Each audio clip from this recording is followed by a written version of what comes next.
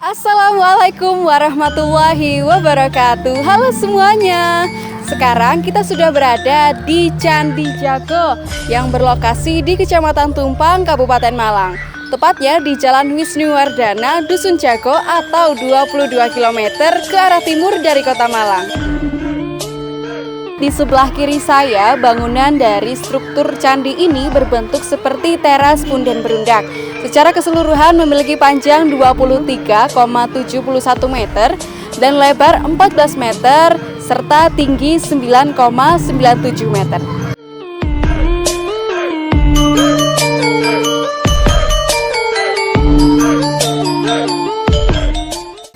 Nah, pada dinding luar kaki candi ini terdapat relief-relief tentang cerita Kresnayana, Partayana, Arjuna Wiwaha, Kunjakarna, Angling Dharma, serta cerita fabel.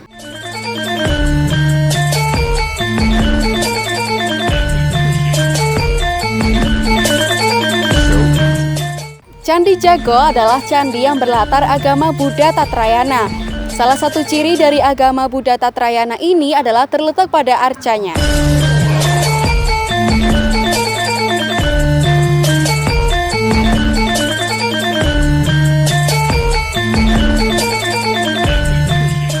Arca tersebut adalah peninggalan dari Raja keempat Singasari yang bernama Raja Wisnuwardana dan meninggal pada tahun 1190 Saka atau 1280 Masehi.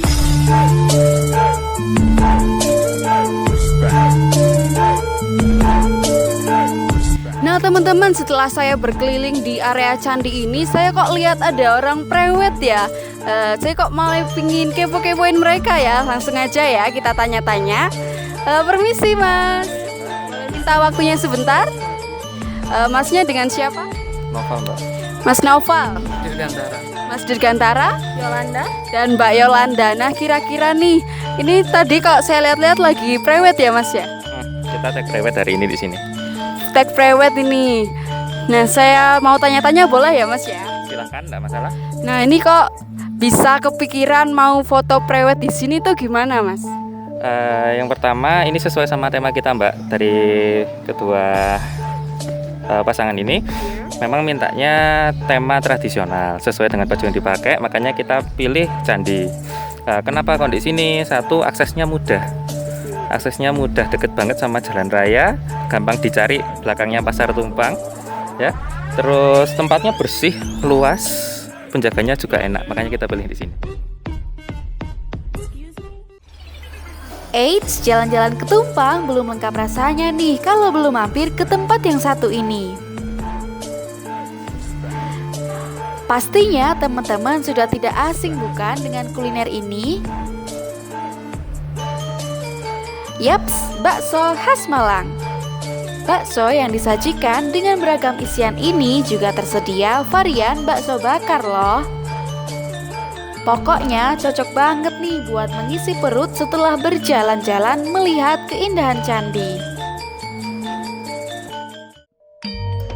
Nah teman-teman, untuk lebih bisa mengetahui gimana sih sejarah dan juga asal-usul dari candi ini, untuk itu di sebelah kiri saya sudah hadir Bapak Imam Pinarko selaku pengelola Candi Jago Tumpang. Assalamualaikum Bapak. Waalaikumsalam warahmatullahi wabarakatuh. Ya, selamat pagi. Kita mau tanya-tanya Pak, gimana sih sejarah dan juga asal-usul dari Candi Jago ini Pak? Oh ya, inilah Candi Jago yang merupakan peninggalan kerajaan Singasari, tempat pendarmaan Raja Srijaya Wisnuwardana atau Ronggowuni, atau yang lebih dikenal dengan Candi Jago, yang sebenarnya asli nama dari Jago adalah Jajago, tulisannya JAJAGHU, yang itu kalau diartikan sekarang keagungan atau kebesaran masa kerajaan Singasari ya. Candi Jago ini didirikan sekitar tahun 1268 sampai 1280. Itu masa pembangunan Candi Jago di era kerajaan Singasari. Tapi diyakini candi itu belum sempurna.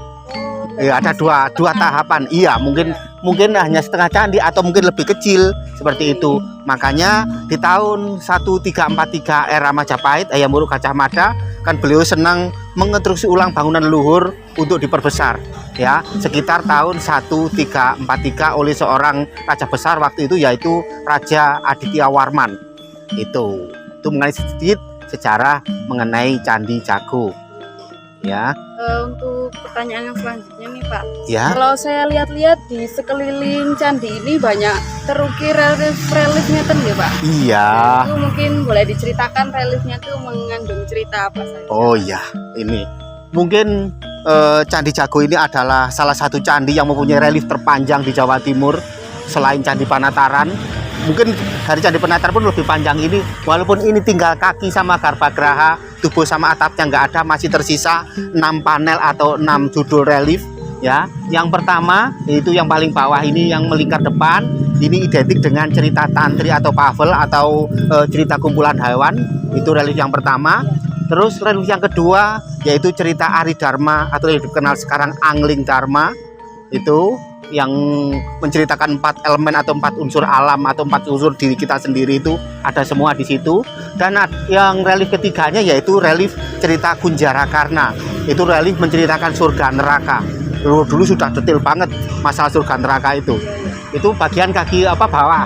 Terus bagian tengah itu yang paling istilahnya sempurna lah, paling besar ukirannya, itu adalah patahan atau potongan dari cerita Mahabharata, yaitu cerita Partayatnya atau Arjuna main dadu yang diakali Sengkuni, itu yang relief keempat. Sedangkan yang kelima, yang lapis kedua yang atas, yaitu cerita Arjuna Wiwaha. Arjuna Wiwaha waktu diasingkan ke Gunung Indrakila selama 12 tahun harus mendapatkan panah pusaka Pasopati karena ada peperangan besar di Kurusetra itu.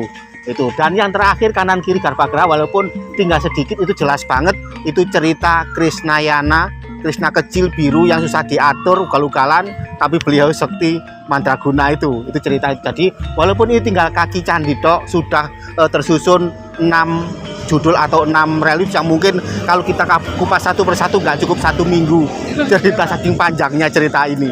Itu mengenai relief yang tersisa di Candi Jago itu.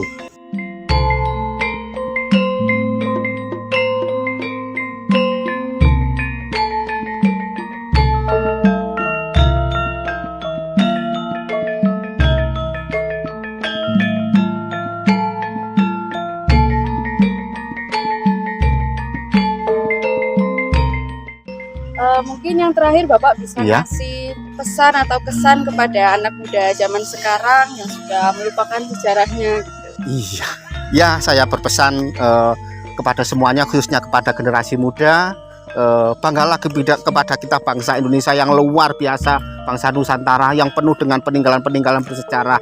Saya pesan sekali lagi, generasi muda janganlah lebih mengenal mall, janganlah lebih mengenal artis luar negeri, kenalilah bangsa sendiri. Karena apa, Pak Kusno pun, negara yang besar adalah negara yang mau belajar sejarah leluhurnya dan menghargai jasa para pahlawannya.